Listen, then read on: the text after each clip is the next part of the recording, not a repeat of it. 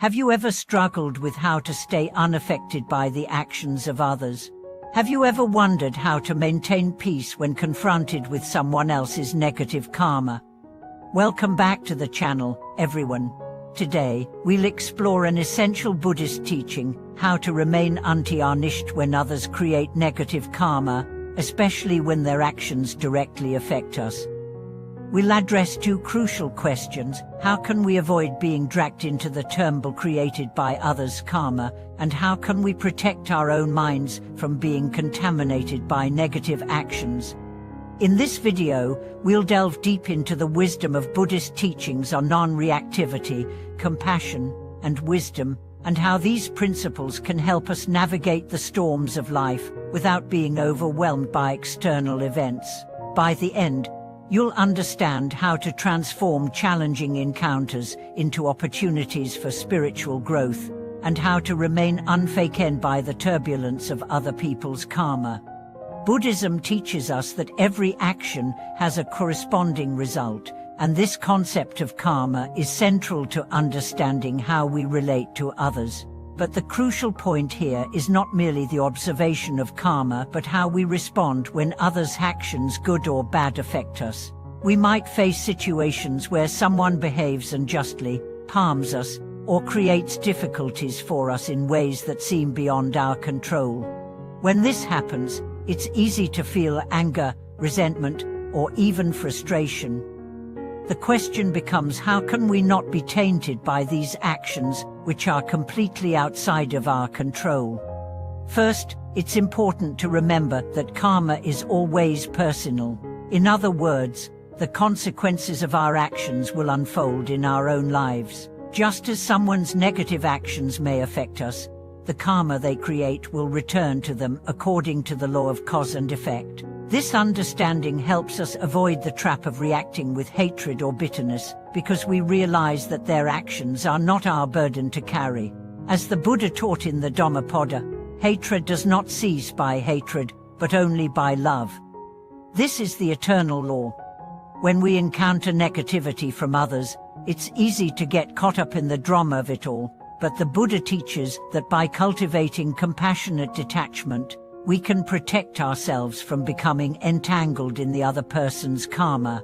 This means we recognize the action for what it is, karma being played out, and choose not to take it personally. Instead of reacting in anger or with judgment, we respond with equanimity and compassion. Consider the story of Master Ananda, who encountered a person deeply upset with him. This person accused him of wrongdoing, even though Master Ananda had done nothing wrong. In the past, Ananda might have become defensive or angry, but having meditated on the Buddha's teachings, he understood that the anger of others was not his own. He simply replied with kindness and said, "I understand that you are upset, and I have no wish to harm you. May you find peace in your heart." The person was so moved by his calm and loving response that they eventually apologized. This story illustrates how non-reactivity, responding with calmness and wisdom, rather than reacting with emotion or anger, can diffuse a negative situation and prevent us from absorbing the negative energy others try to project onto us. It also teaches that when we meet unkindness with compassion, we not only protect ourselves from being tainted, but also help the other person heal in the process. Let's dive a little deeper into the practice of compassion. In Buddhism, compassion is not merely a feeling of sympathy, it is an active engagement with the world in a way that transcends self-interest. It means recognizing the suffering of others and seeking to alleviate it, without being attached to the outcome. Compassion allows us to respond with understanding instead of reaction, and this is crucial when dealing with negative karma created by others. For example, imagine a situation in which a friend or colleague speaks harshly to you. Their words might sting, but instead of letting the anger and hurt settle in your heart, you can practice compassion. You might say to yourself, "I understand that they may be going through their own struggles, and their words are a reflection of their inner pain." This perspective allows you to respond with kindness rather than reacting impulsively with anger or resentment. The practice of compassion is also tied to the understanding of impermanence, the realization that everything, including human emotions and reactions, is temporary. Just as the clouds shift and the weather changes, so too do the emotional states of individuals. Recognizing this impermanence helps us understand that any negativity directed at us will eventually pass. When we cultivate the awareness that everything changes, we are less likely to internalize the negativity of others, knowing that it too is fleeting. Another key practice in responding to others' karma without being affected is mindfulness. Mindfulness allows us to be present with our emotions without letting them control us. When we are mindful, we observe our reactions without judgment, recognizing that they are natural but not necessarily the truth of the situation. This allows us to step back from the emotional charge of a situation and view it with clarity. Take the example of a busy work environment. Imagine being criticized harshly in a meeting. If you are not mindful, your immediate reaction might be to defend yourself, become angry, or withdraw. However, if you are practicing mindfulness, you will notice the rising feelings of anger or defensiveness, but won't be swept away by them. Instead, you might take a deep breath, observe the emotions, and choose to respond calmly and with dignity, knowing that your emotions do not define you or the situation. Mindfulness also helps us recognize when we are starting to feel attachment or aversion toward others' karma. If someone is kind to us, we might feel attached to their approval. If someone is unkind, we might react with aversion. Mindfulness helps us observe these tendencies and detach from them, allowing us to respond with balance rather than being swept away by these emotional currents. Finally, we can deepen our ability to remain untarnished by others' karma by developing the wisdom of non-attachment. Non-attachment is the ability to engage with the world and with others without becoming emotionally entangled. It means recognizing that all experiences, pleasant or unpleasant, are transient and not a reflection of who we truly are. This wisdom helps us maintain peace even when external circumstances are difficult. In the Diamond Sutra, the Buddha says, one should not cling to anything that is perceived. This teaching is about recognizing the impermanence of all things, both external circumstances and internal states of mind. By practicing non-attachment, we can engage with the world without being weighed down by it. We act with compassion and wisdom, but we do not cling to the outcomes or allow ourselves to be affected by the actions of others. In conclusion, the key to staying untarnished when others create karma is to practice compassionate detachment.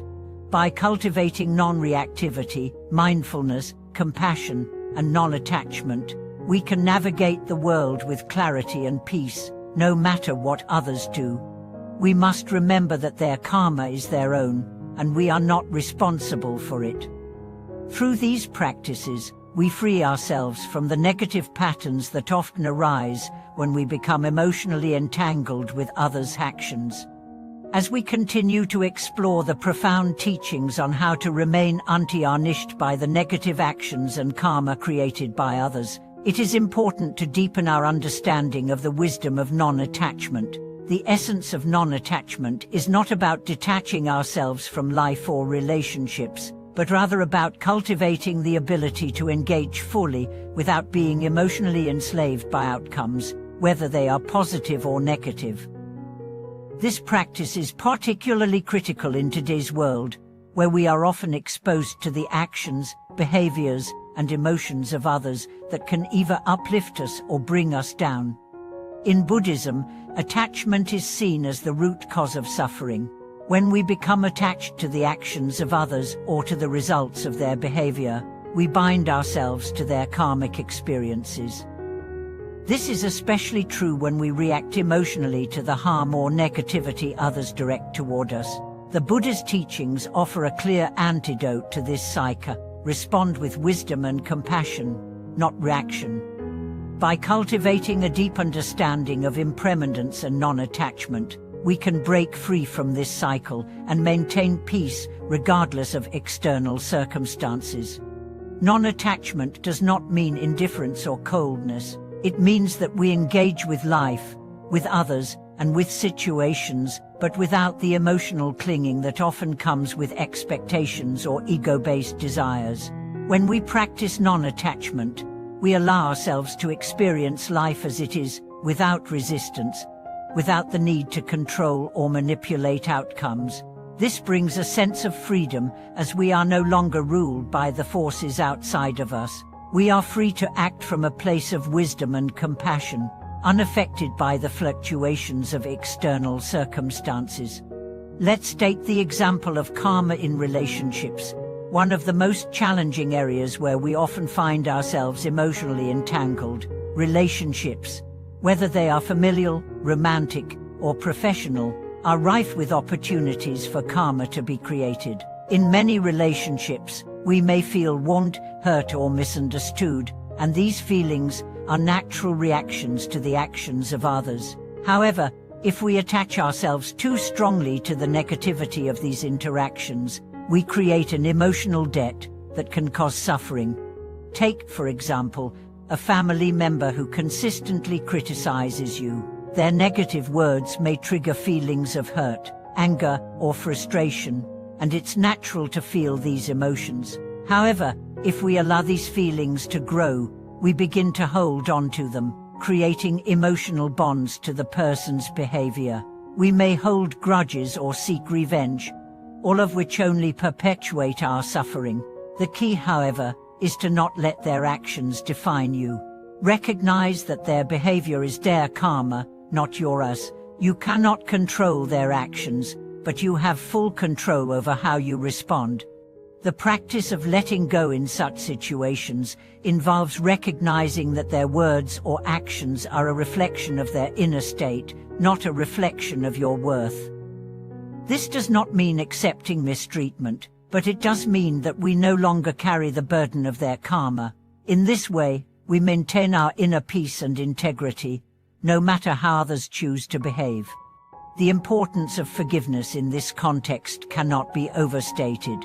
Forgiveness is not about excusing someone's actions or overlooking their wrongdoings. It is about freeing ourselves from the emotional and spiritual weight of carrying resentment or anger.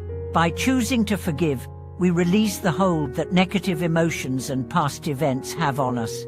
Forgiveness allows us to maintain our mental and emotional clarity, allowing us to act in the present moment with wisdom and compassion, rather than being constrained by past hurts.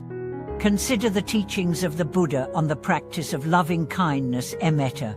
Loving kindness involves the cultivation of goodwill toward all beings, even those who may have caused us harm. The Buddha did not teach that we should forgive and forget blindly, but that we should cultivate a sense of benevolence and compassion toward all beings, regardless of their actions. By doing so, we dissolve the barriers that keep us attached to our negative emotional responses. This practice is an antidote to resentment, hatred, and anger, helping us to see beyond the actions of others and to cultivate a heart of unconditional love. Let us now turn our focus to the practice of mindful awareness. Mindfulness plays a critical role in helping us remain untarnished by the karma of others. It allows us to observe our reactions in real time without getting swept away by them. When we are mindful, we become aware of our emotional responses as they arise, and we have the opportunity to choose how we engage with them.